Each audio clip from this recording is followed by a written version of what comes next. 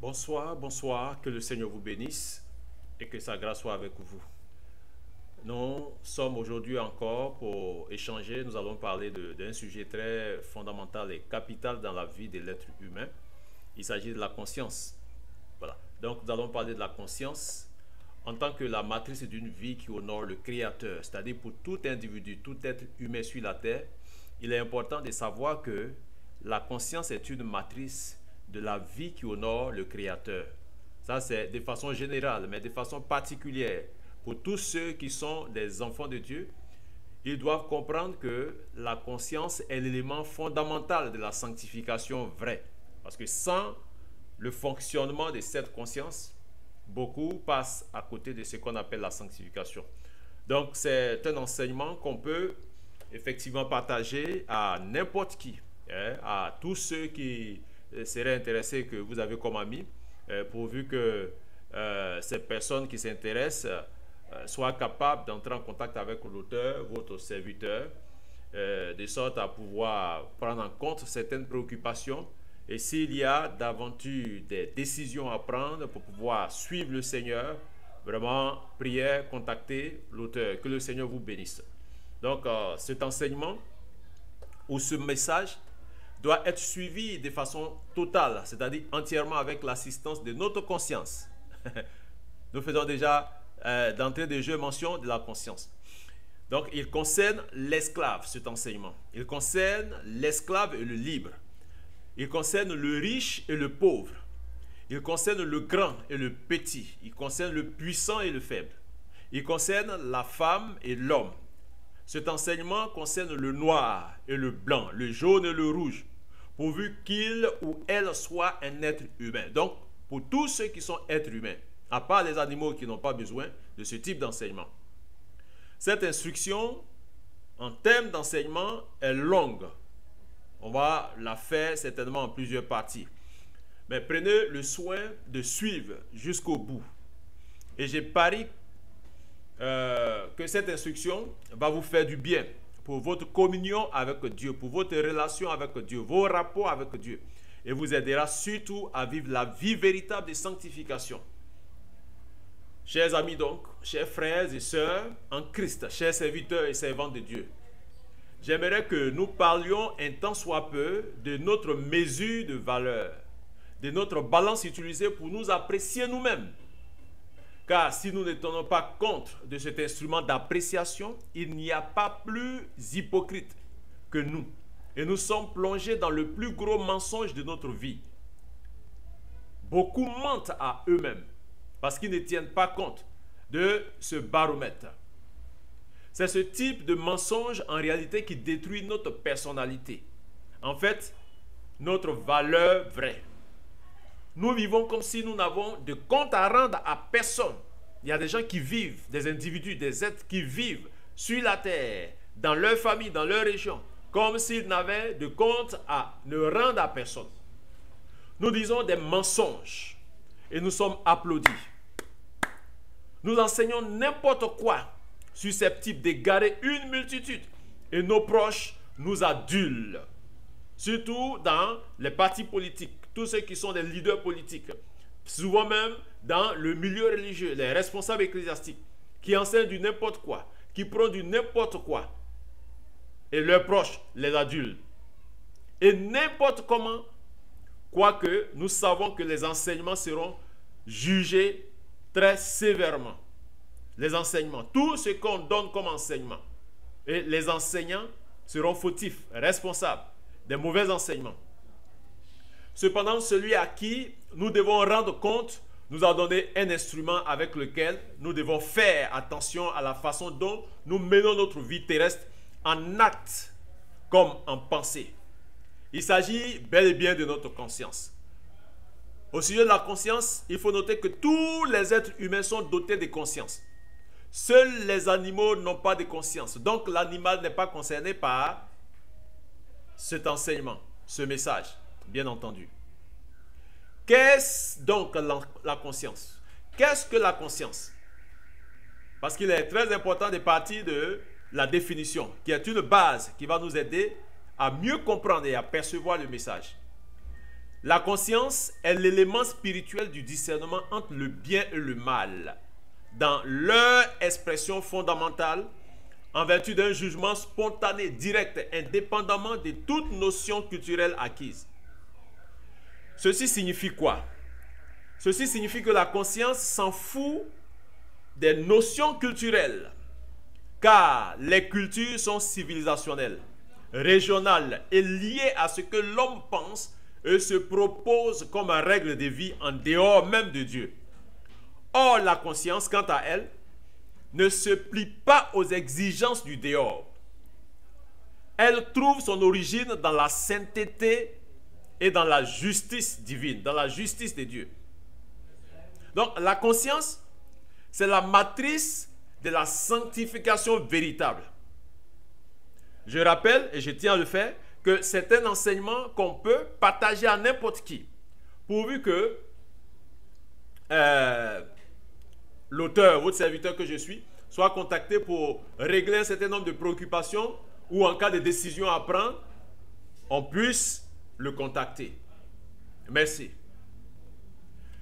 Quand Dieu dit par exemple, soyez saints, comme moi je suis saint, il nous invite à vivre selon notre conscience.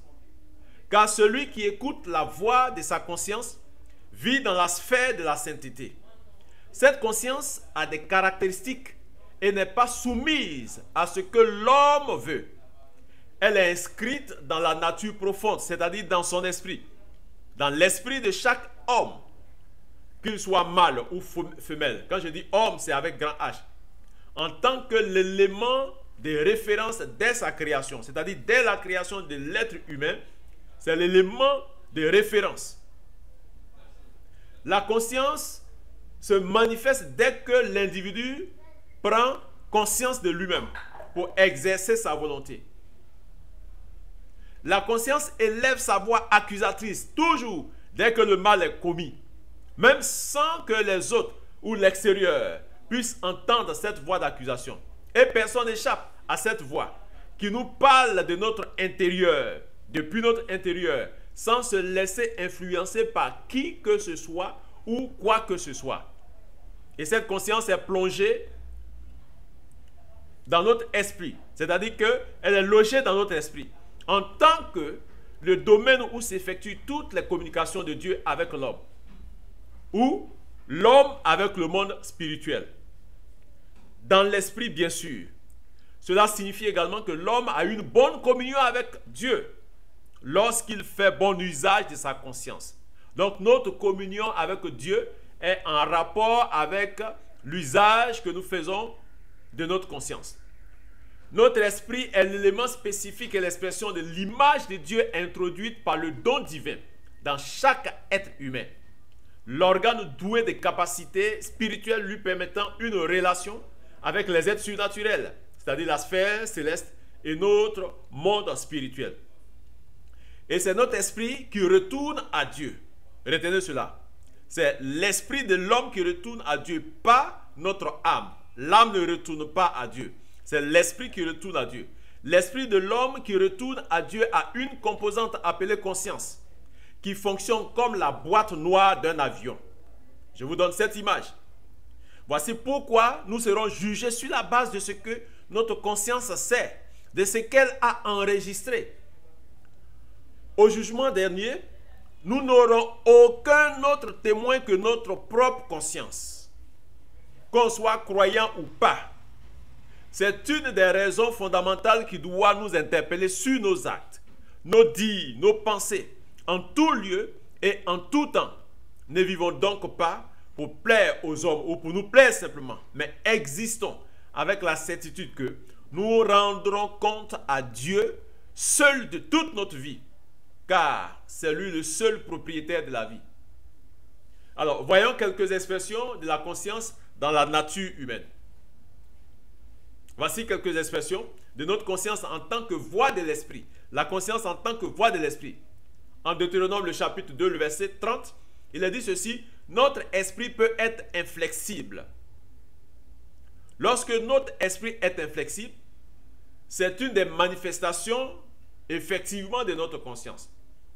En Psaume 34, verset 19, il a dit: il peut être abattu. L'esprit de l'homme peut être abattu. Lorsque notre esprit est ainsi abattu, c'est une des réactions de notre conscience. En Jean 13, le verset 21, il peut être troublé. Lorsque notre esprit est troublé, c'est également une des expressions de notre conscience. En Actes, le chapitre 17, le verset 16, il a dit ceci, il peut s'irriter. Lorsque notre esprit s'irrite, notre conscience est également touchée. En 1 Corinthiens 5, le verset 3, il a dit qu'il peut juger. L'appréciation saine qui consiste à trancher, à régler, à arbitrer, est une activité de la conscience. En 2 Thessaloniciens, le chapitre 1, le verset 7, il a dit qu'il peut être timide. Il reçoit le témoignage que nous sommes enfants de Dieu, selon Romains 8, le verset 16. C'est donc dans la faculté de notre conscience que nous recevons la conviction et l'assurance de notre salut ou de notre statut d'enfant de Dieu. Voici pourquoi on n'attend pas la mort pour avoir l'assurance de son salut, comme plusieurs religions le présentent. Et ceux qui disent, c'est au dernier jour qu'on verra qui est de Dieu ou enfant de Dieu, ont véritablement tort et se trompent gravement. Le salut n'est pas le fait d'un jeu de hasard. Nous pouvons avoir l'assurance qu'on est sauvé, avec le témoignage d'être enfant de Dieu. Car il est écrit ceci en Jean 1, verset 12 au verset 13, à tous ceux qui l'ont reçu, à ceux qui croient en son nom, elle a donné le pouvoir de devenir enfants de Dieu, lesquels sont nés non du sang, ni de la volonté de la chair, ni de la volonté de l'homme, mais de Dieu. Qu'est-ce que ta conscience te dit, en définitive? Qu'est-ce que ta conscience te dit-elle à ce sujet? Es-tu enfant de Dieu? Aucune tricherie. C'est-à-dire, corrompre Dieu par son argent, sa beauté, son appartenance religieuse ou autre, ne peut prospérer quant au salut. Bien-aimés, chers amis, nous allons arrêter ici pour l'instant au sujet de cet enseignement et je vous demande d'être scotché, d'être connecté, de partager et de vous abonner à cette chaîne TV YouTube. Que le Seigneur vous bénisse.